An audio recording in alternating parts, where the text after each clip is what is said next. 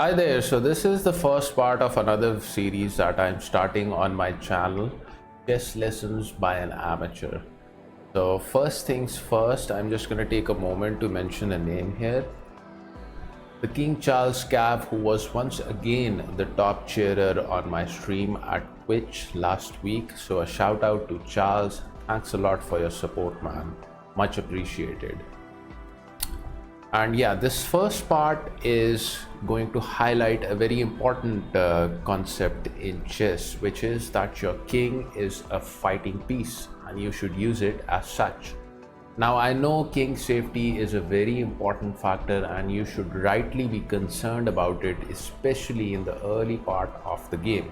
Because if you allow your opponent to attack you, then you might simply end up getting checkmated and lose the game. But as the game progresses on, the king as a fighting weapon becomes even more important. And it's said that a king carries 4 points worth of fighting strength. Just like a queen is given 9 points based on its strength, you assign 1 point to a pawn. And for minor pieces like the bishop or the knight, you give 3 points to them, and for rooks you have 5 points. A king is said to have 4 points worth of fighting strength simply because it has the capability to move across all the squares on the chessboard, one move at a time.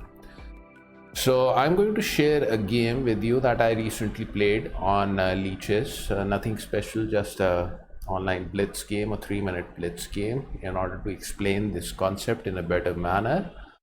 And I have loaded the game on the analysis board, and I'm playing with the black pieces, and my opponent with the white pieces was someone who was rated 2200 plus from what I recall. Anyways, let's get into the moves of the game, and it started off with e4, e5, knight f3, knight c6, and after bishop b5 we have the Re-Lopez variation of the game. And here I played a knight f6, which is the Berlin defense. And in the past I used to play the move a6, which leads up to the Morphy defense. But of recent times I have been playing the Berlin defense because it has been giving me better results. So after knight f6, my opponent played knight to c3, and this now transposes into the 4 knights game. And here I played a bishop to d6, which on first impression is an odd looking move because this bishop now hinders this d-pawn's movement. However, this does develop a piece and it does add support to this pawn on e5, which would otherwise fall. If black does nothing about it, then white has the move bishop takes on c6 and knight takes on e5 to follow. And this is something that I can always move later on as well. So castling, and now d3, opening up this diagonal for the dark squared bishop. And here I played a rook f to e8, just moving my rook to the semi-open file. Rooks belong on semi-open or open files. And bishop to g5, which now pins this knight to the defense of the queen. And a6, just provoking my opponent to either take the piece or move his bishop. Bishop to a4, and now b5, further attacking the bishop. So bishop to b3, and now a knight to a5, attacking the bishop yet again. Knight to d5 now, and this knight, which is already pinned to the defense of the queen, is now attacked twice with this white knight as well as the dark squared bishop. And if black does nothing about it, then black is going to end up with doubled up pawns over here on the f file. And given the position here, that would be completely unacceptable because that would expose my king. So I had anticipated this move and I played a bishop to e7. So knight takes on e7 check, and I was fine with this move because now I get to develop my queen after taking the knight on e7. And in case you're thinking of the move knight takes on e5 here, then it fails after knight takes on b3, pawn takes on b3, and now black has knight takes on d5 with a discovered attack on this bishop. And if white goes for the move bishop takes on e7, then black simply captures this bishop with the knight, and the knight comes back to safety, and black has just won a piece. So taking the pawn is not a good option for white. And c3 now, just making room to bring the bishop to c2. h6, this move eliminates back rank threats by making space over here on h7 for the king, and also provokes my opponent to either break the pin or move his bishop. Bishop to h4, my opponent apparently wanted to keep the pin going on as long as possible. And now a bishop to b7, just developing the last minor piece. A rook to e1, and now d6, queen to d2, c5, bishop to c2, and the bishop moves away from the knight's attack. So I brought my knight back to c6, and now d4, pawn takes on d4, pawn takes on d4, and now the c file opens up. As such, I played a rook a to c8, pawn takes on e5, pawn takes on e5, and now the d file also opens up. So after rook to c1, I played a rook c to d8. This gains me a tempo over the white queen and brings the rook on the open d file as well. Queen to e3, now a knight to d4, bishop takes on f6, queen takes on f6, knight takes on d4, so a few exchanges, rook takes on d4, and now f3, just adding support to this pawn on e4, and also making the square available for white's pieces. Rook to d8, doubling up on the d file, taking control over it.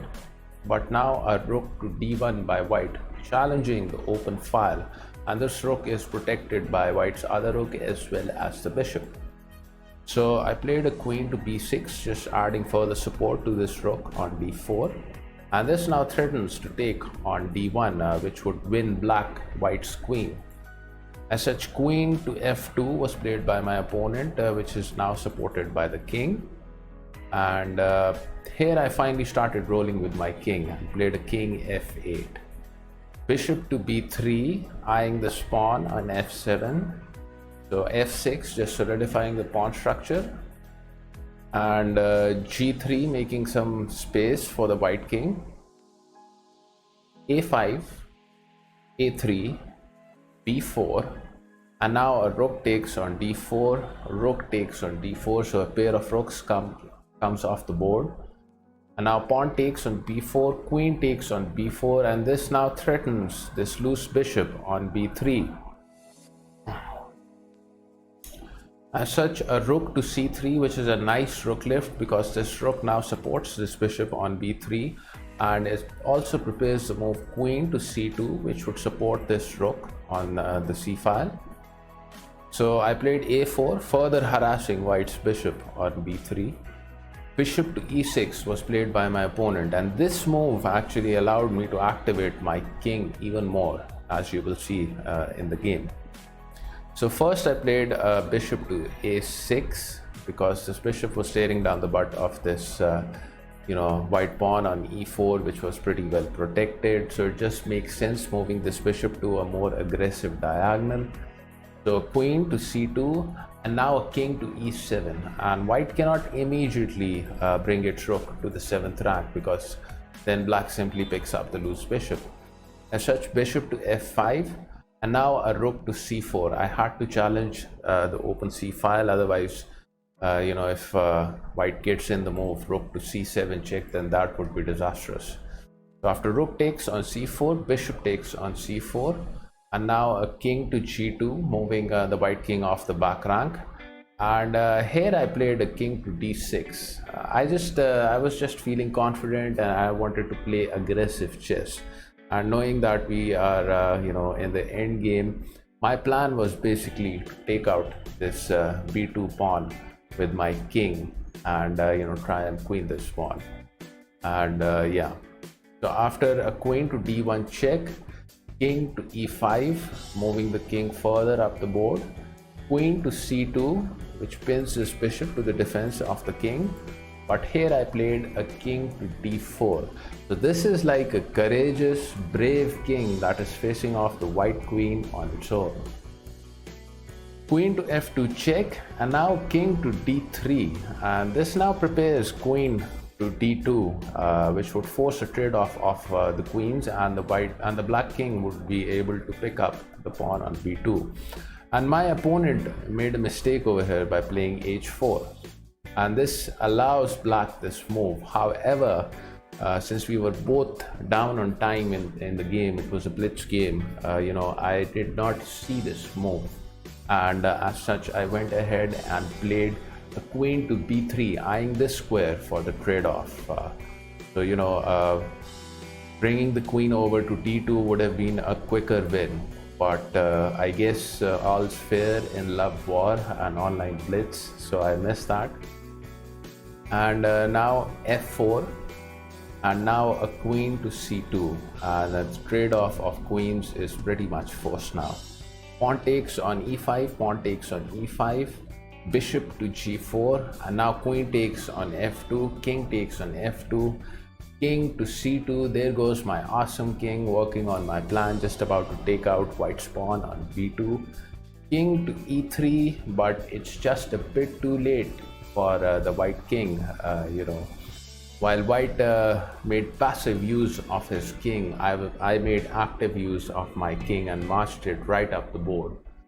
So king takes on b2, and now a bishop to d1, which was the last move that my opponent played in the game, because after a3 he resigned, since there is no way for white to actually stop this pawn from queening.